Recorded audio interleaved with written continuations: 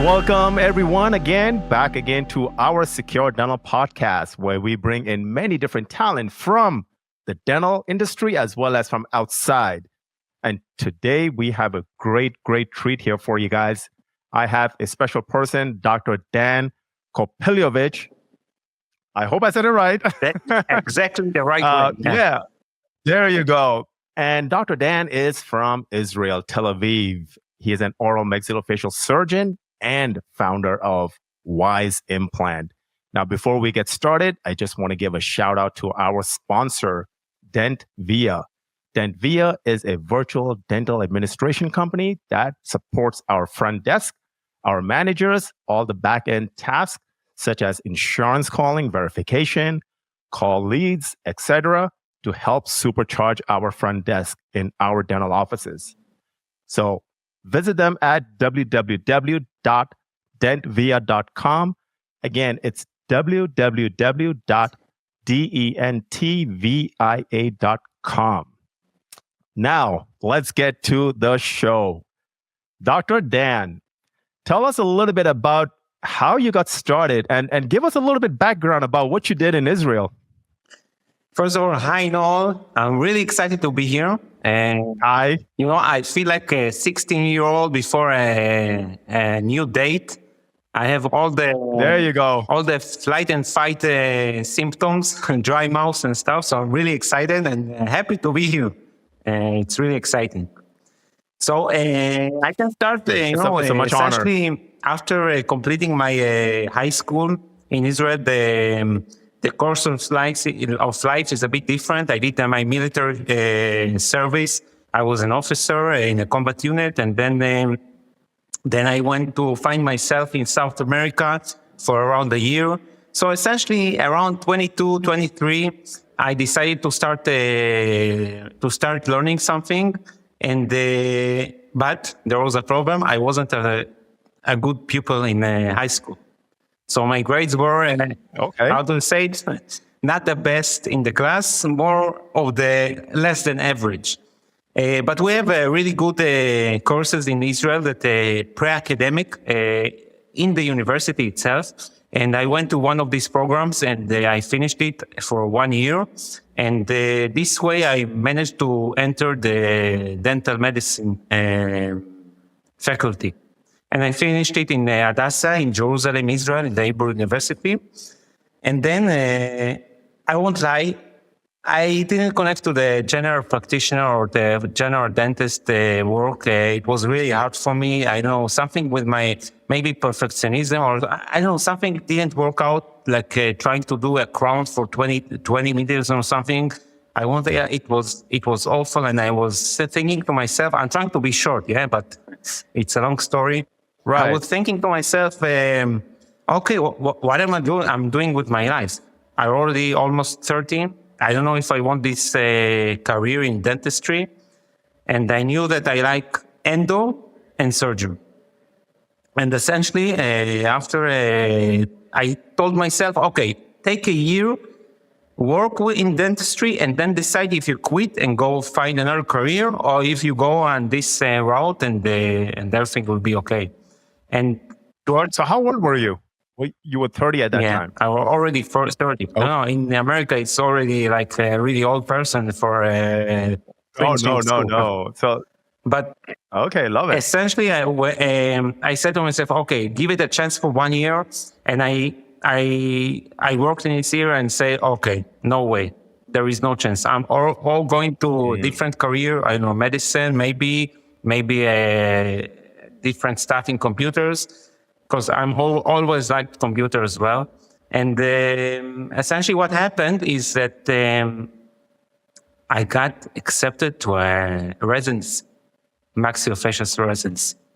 I tried to get to different residencies, and then I got to a residency in Ashkelon. It's a place led by then Professor Nachlieli. He was a pioneer in salivary gland endoscopy. Okay. He has a brand name in this area. So I went to be a resident there. What's his name again? What's his name again? Oded Nachlieli. Not clearly. Okay. Yeah, he is a brand name in this area of endoscopy of salivary glands. And I started Gotcha. residency there. And no, as soon as I started the residency, suddenly like the sun struck me, and I was so happy. I'm doing surgery. Really? I'm seeing the patient. I have connections. Although it's really hard work, with the shifts and the stress and the surgery, I liked it. I got really immediate satisfaction from the The profession, and surgery, I right? knew I'm in Oh, the right place. And in Israel, the residency is a bit different. It's 5 years, not 4 like in the US, and you don't get the medical degree. And I knew immediately that I want to go to a fellowship, and this is the reason why I pursued for medical degree as well after the residency. So think of it. I'm already like after residency, and I'm going to be a student of medical degree. And it was very awkward with the people, but I had fun with this. The only problem was that I had to already to bring salary to my family and feed my kids. And so I had to also right. be a student in the morning and in the afternoon, and the night shifts as a maxillofacial surgeon. So it was a very challenging era, but I managed to finish it. I'm not a spoiled guy. I'm doing everything the hard way. And a little pause. I hope the audience understands me with the accent and my English, but No. You're doing great. You're doing great. I just want to get a little timeline from you. So you finished dental school at how old were you at that time when you finished your I dentist? finished my your dental general school dentist, at around 30, and then I finished. and then you went to residency. And then I worked for 1 year, and then I started a residency for 5 years, and then Okay. I'm trying to cut stuff in the middle, like different stories that happened, but I don't. No, that's good. Yeah, essentially, I finished the residency in 35, and then I started medical school. It's around 4 years. In Israel, you have also wow. an internship in the hospital, so it's like 3 years of studying and then another year of internship. And this is the shortest program for maxillofacial specialists. So I finished this Wow. program, and then I tried to pursue a fellowship in the United States. I did a couple of mistakes. I don't know if I should tell them, but I rejected a very generous offer that would maybe, make my life much easier. Right. But I rejected from a really good maxillofacial program to be like to come and do a third and fourth year, a senior and chief year. Oh. And I was stupid, I was a bit tired from the studying, and I wasn't prepared to start immediately, and they wanted somebody immediately. So then I tried to find a real fellowship program, and I found this program in Baltimore, University of Maryland. Had the neck surgery, really hard program. I knew it's hard on every aspect, but I didn't know how hard it will be. Definitely one of the hardest things I did in my life. Not because the surgeries or the hard work that was expected from me, but it was harder because of the toxic work environment that I was there. So I really suffered, but lots of politics. Yeah, like, it was right? Really, really, really toxic for me as a person. Because there was I don't want to go into it, but it was. No, that's fine. Yeah. That's fine. It was like quite a trauma, because I was like a bit in captivity, because I moved all my family to the US, and I didn't want. Oh. Yeah. So we were with. Okay. I'm very lucky to have a wife and 3 kids. And my wife also, I'm really lucky that she accepts all these crazy stuff to do relocation, first relocation, and then soon I will tell about the second relocation. So what happened is that I was a bit in captivity because I couldn't quit the to go because I knew that I need to transfer my kids back to Israel again in the middle of the year, and I didn't want to do that. So I said, okay, I'm never giving up. I'll do whatever it takes, but I'm not giving up. I didn't give up. I finished this year, and we, I don't know, like divorced from the fellowship. From the school? Yeah. So I finished 1 year. Yeah. It can be 1 or 2 year program. I finished 1 year. And then I started a bit of a rehabilitation program for myself. I was sitting in Washington, D.C., where I lived with my family, and thinking, what should I do next? And then I started my startup, WiseImplant. And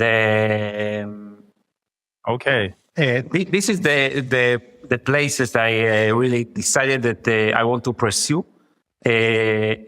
As part of my rehabilitation program from the hard year I had. Yeah. So I want to know something, right? What was one learning thing that you had from that experience at that university? So that university, you were like, you said it's toxic. Was it because you were burnt out? Was it because you did not really fit into the culture? Was it the people there? They had like different school of thought. Like what was the thing that you felt? I will tell you, I knew I'm going to a toxic environment before because I talked with the other, I talked with the previous fellows, but what happened? I said, I'm a nice guy, so I never had a place that people didn't like me. I did never encountered it, and suddenly, on the first or second week, I understand that. I won't be specific about what were the problems. I understand somebody doesn't like me in the first week. In the second week, I understand he really don't like me. And on the third or about a month later, I said, okay, I think hates me. And then I said to myself, okay, but as I mentioned before, I had to finish the year, so you stuck it out. I stuck it out. That's the biggest thing that matters. And it was like trying to stay consistent. It was physically very tough physically. Because I lived in Washington, D.C., and I was doing the commute every day at 5 a.m. to Baltimore. But I knew that for me, I don't mind to suffer, but I wanted my family to have a really good environment and very friendly school and environment. So I knew there is an Israeli community in Rockville in Maryland, and so I put my family there. This is what my house, and I was commuting. So also all the surgeries, the 12 hours, 14 hour surgeries, all the stress, all the stuff together, and I was also commuting. It was a heck of a year. So yeah, I'm glad. No, absolutely, I can really imagine. But as I mentioned, you left Israel. You left home, you relocated yourself, you relocate your family in a new country, in a new place. I mean, that's relentless, man. Yeah, that's it was like really relentless. And I'm not a very verbal guy, just recently, like one of my kids was diagnosed with verbal dyspraxia, and when he was diagnosed, I said to myself, wait, let's see the symptoms, how do you diagnose it? And then I'm thinking myself, check, I have another check, I have another check, I have that. And then you figure out, okay, all your life, you have this difficulty with the conversation and the verbalism. And then you understand that you manage to overcome this also. So on one hand, it's very, gives you energy. You can overcome everything, But on the other hand, it's hard, When I'm talking with you, I know I could talk much, like 100 times better if I didn't have it. Like, the problem with it is to find the right words. The drawing of the words is really, really, really hard for me. Yeah. But you're doing great, my friend. Yeah, I'm trying to overcome. Yeah. I'm trying to compensate with different stuff, So,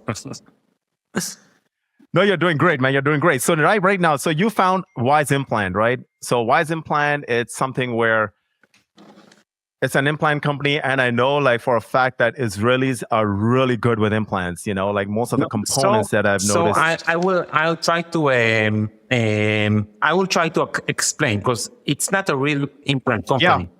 Essentially, Okay. in like a elevator pitch, WiseImplant is an platform for implantologists or oral surgeon that want to make their success rate higher. Okay. It does so by our platform that is takes data from different sources, lots of data, analyze it with our AI algorithms, and produce you results, and it gives you. I will explain later, but it gives you essentially three, and based on three different pillars, it gives you what you can change and how you can make your success rate in implants higher.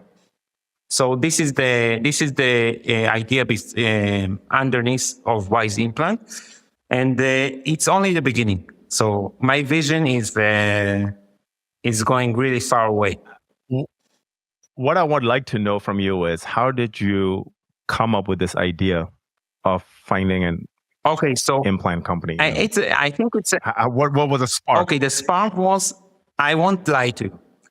After the residency, I started doing implants. Implants. Because this is the bread and butter for oral maxillofacial, to at least in Israel, to get the salary and make your life better. So suddenly, after a couple of months, I noticed, I get failed implants. But really weird one, wow, like a 46 implant, it's a lower molar, perfect bone. You can take a student blindless, and he can put the implant, and it should work.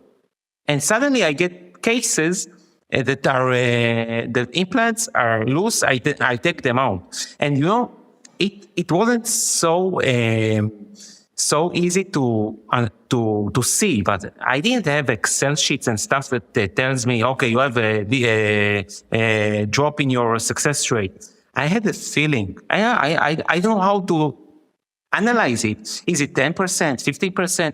It's very, very subtle. And, people don't like to discuss their failures. Everyone, I'm the best. 97.8 success rate. Everything is 99 success rate. Yeah, everything.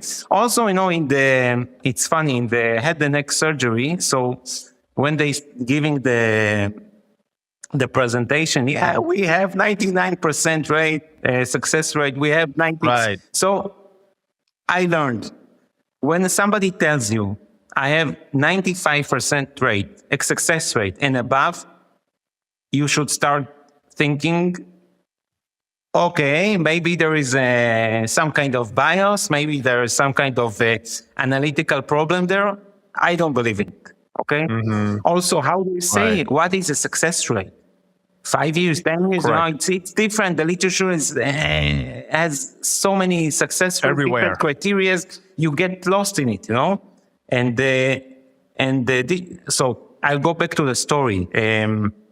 So I have this drop in the success rate, very subtle, and I want to discuss with people, and usually people don't like to discuss, but after a couple of months, I found this in a convention. I found this periodontologist, and he said, I told him, I have a drop in my success rate. I had it for 2 months, and it disappeared.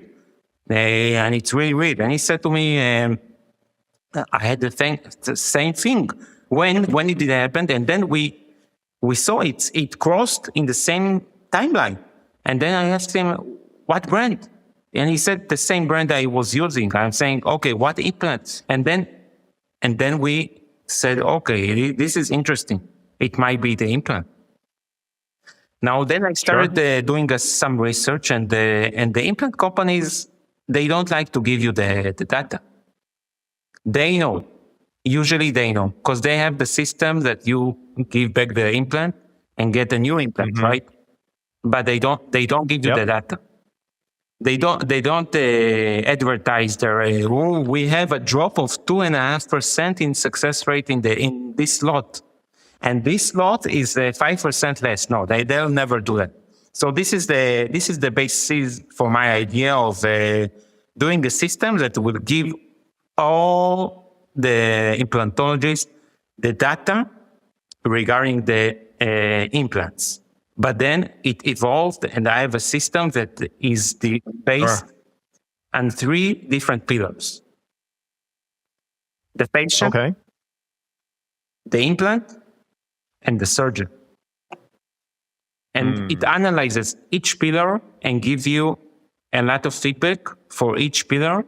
For example, the main 2 pillars that we working with are the surgeon and the implant.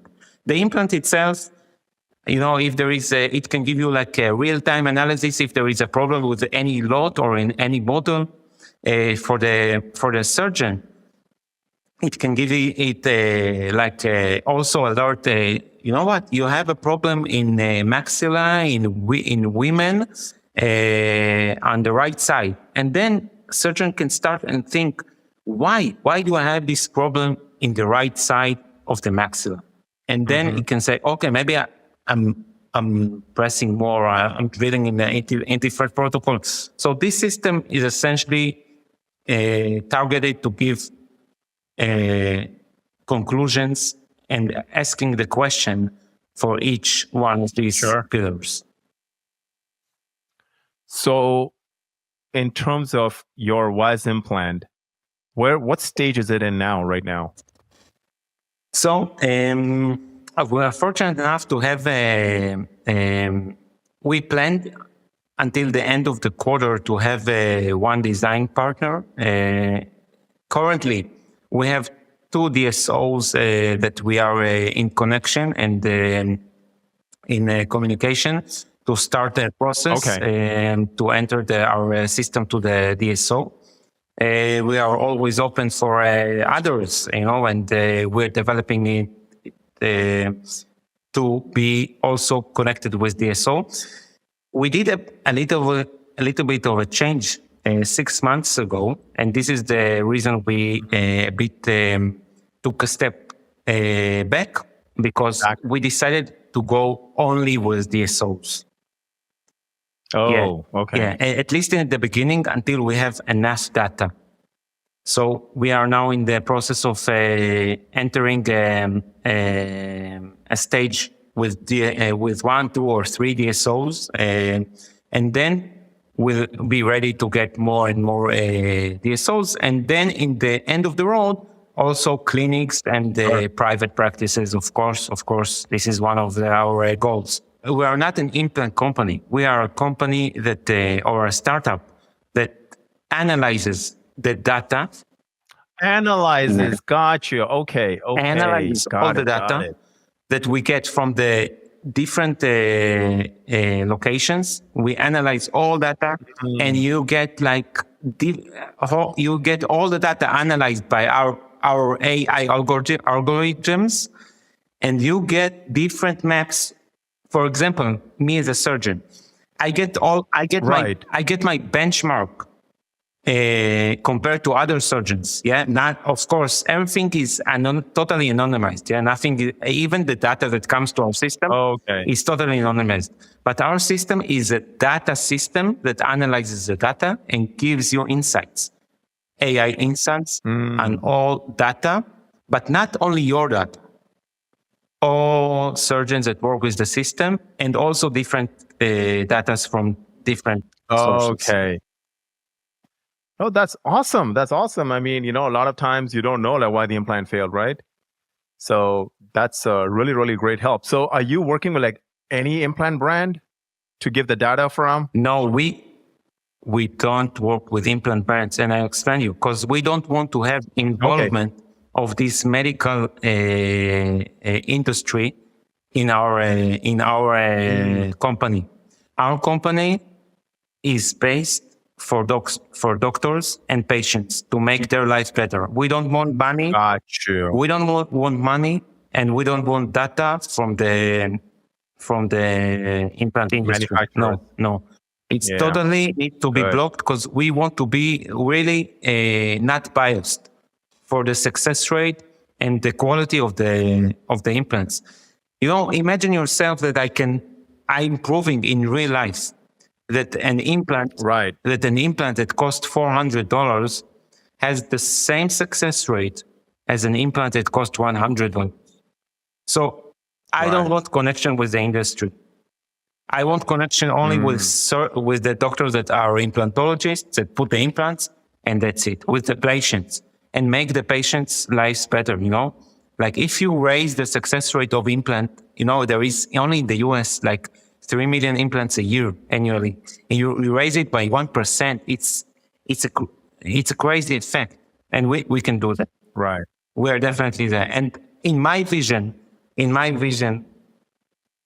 in 3 years from now, a patient comes to your clinic and you ask him, okay, you do all the medical analysis, and he says to you, I'm a diabetic. I was smoking 7 years ago, 1 pack.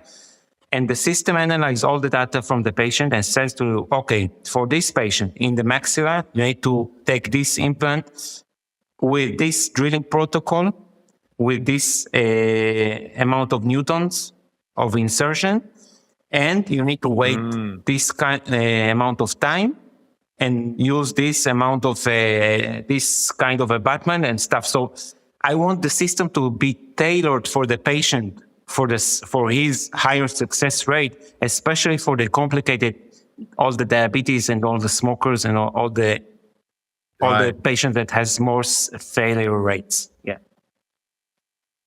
So hey doc, walk me through the process then. How does somebody start this process?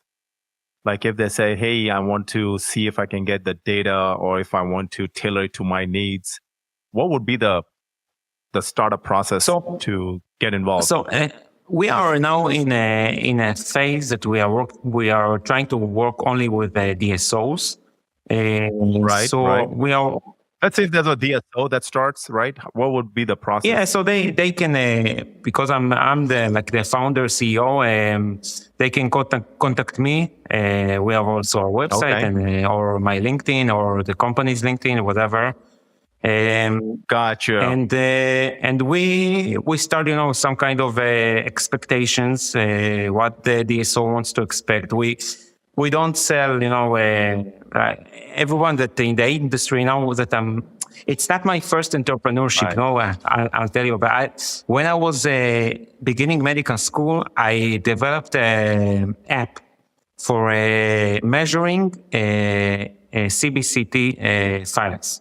So many countries don't have CBCT in office, especially like 10 years ago.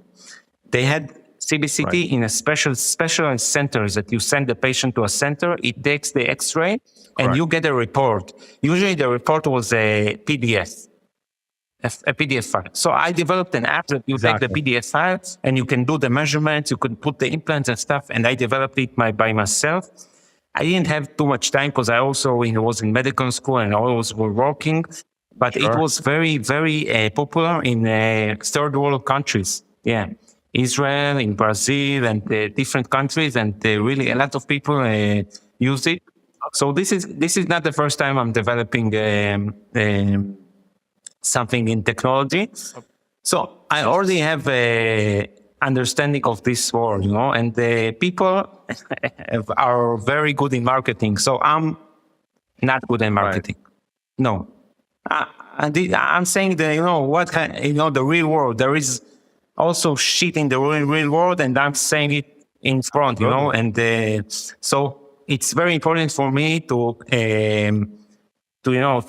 speak with the DSO, to explain them the system, to see what's their expectations, and then if it's a match, we can go forward and put our platform under systems and see. And probably, I hope so, they will be very happy with this. I think data and analyzing the data is a key issue in our world today. And we also have a problem with too much data. And we can narrow the data. So exactly what you need. This is No, that's great that you clarified, at least because I thought WiseImplant was a company, right? And so basically, you are basically just doing the data. So that is so awesome. I don't think anybody else is doing that. I never really found a real competitor like doing the same. Correct. I haven't heard of it. No, I didn't find it. There is something, but it's a bit far, so it doesn't match to what we are planning and what we are doing. Yeah, definitely. So right now, where are you based? Where are you at? It's you're never gonna guess. No, you're never gonna guess. After I started working on WiseImplant, and essentially I wasn't working and developing, and then while being in Washington, I got a job offer, a really crazy place, and your audience won't guess it in the wrong world. So I will make it short. I got a job offer in Cancun. Everybody, I got a job offer in Cancun, in Mexico. love it. It's like a high-end dental clinic that treats patients from all the world, mainly from the US and Canada. They are coming as a medical tourism, and I'm here at the maxillofacial to do the bigger surgeries, the bone grafts, all on 4, on 6, orthognatics and stuff like that. Yeah, and so that's primarily what you do a lot now, right? In Cancun. Yeah, and mainly I was tempted by the work-life balance here in Cancun. So tell me a little bit about that. So, how's that going? I don't want to speak out too much, not to do curse my stuff, but I start work at 10 a.m. and I finish usually no later than 2-3. Yeah, and wow. and the environment is really, really nice. The founder of the clinic is great, and we are working together. And the team, there is a great team of a multidiscipline team with a periodontist, endodontist, and pedo, everything. And we are. It's really. It's fun and great to work here, and also the fun stuff. You can be with your family, and there are beaches and attractions. I like it. So I'm really lucky that my wife is going with me on this crazy journeys, right? Yeah, and relocations. Yeah, love it. Hey, listen, man, you went through a lot, right? You came from Israel, you went through that school, and it was brutal, and then you came out, and then you still been like, just like consistently hitting it hard. I think you deserve a little break, right? So I love it. Thanks. So tell me, what is your future? What is the future for you now? What's next? What's your next chapter? I think because I have a really good work-life balance here in Mexico, I can have more time to invest in WiseImplant, and I really want this project to succeed. And this is my main goal to the next year or two, and then in the future, I don't know. We'll see. Now in Israel, it's a bit of a messy situation, and I hope everything will settle down. And I really hope that the hostages will come back home. 2 days ago, it was the 1 year of the war that began, and I really hope that we'll have a quieter time and that people will have quiet. Yeah, some tranquility, some peace, exactly, right? Something like that along those lines. Absolutely. Do you still have family there? Yeah, I have family there, and also all my wife's family there. Yeah, I'm planning to go visit her in December. Very nice. Yeah. Well, you be safe out there. So, Hey, docs. Thank you so much for joining in. One last question I got for you. Since you are one of those relentless people that I know of, and there are very few in the world, by the way. What does success mean to you? Wow, Noel, this is a really, really hard question. Wow, this is a So, how would you define it in your terms? first. Let's put it I that would way. say it's a great question. I think this question has so many layers, Mm, you know. But sometimes you want to work in your little place and get your salary and be with your family and do your fun stuff whenever you have. I think for myself, I think the life journey, only the journey itself, it's if you are alive, you have to say thank you. And everything is every other thing is a bonus. If your kids are healthy and you're healthy and your family are healthy, it's a success. And love it. I think also it's kind of a graph. Sometimes you want to be more active, sometimes you want to be more passive, and everything is good. If you like where you are and you have good community, Mm, good friends, this is everything. Good family. I think this is the main pillars of life. So success I is love not it. being, I love it. one thing I will tell you, success is not Yeah. chasing publications and chasing gratitude from other people that will clap you and say, "Wow, Right. you are wonderful." I'm not searching for.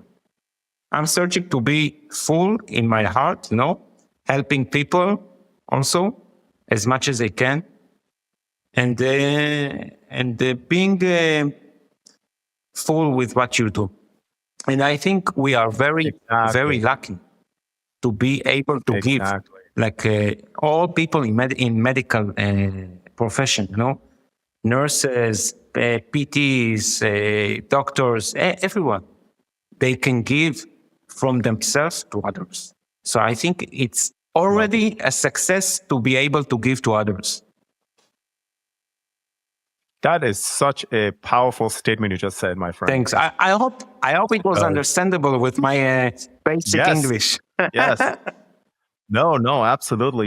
Like what I always say is if you have the opportunity to give or you have the opportunity to help, that is an opportunity in itself. And I think that is what you just nailed it in the head. So I love it. And I love the fact too that, you have your family first because without family, you're nobody, right? I mean, your family is everything. And that is why you work so hard for. So Yeah. I'm yeah, trying. so I'm thank you trying. so No, much. it's not easy. Yeah. Yeah.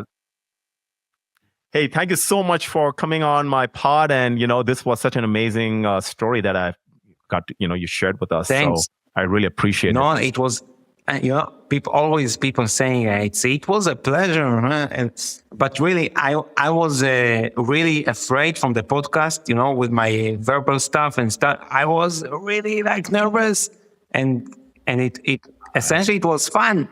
You made it. It's fun. It's fun. No, Yeah. but I think you give some kind of environment of tranquility, and don't worry, it will be okay. And I'm really thankful. I had really good time. Hey, same here. I loved it. I loved every second of it. Thank you so, so much for coming in. Thanks. Thank you also I want to thank the listeners for listening. I hope it was interesting.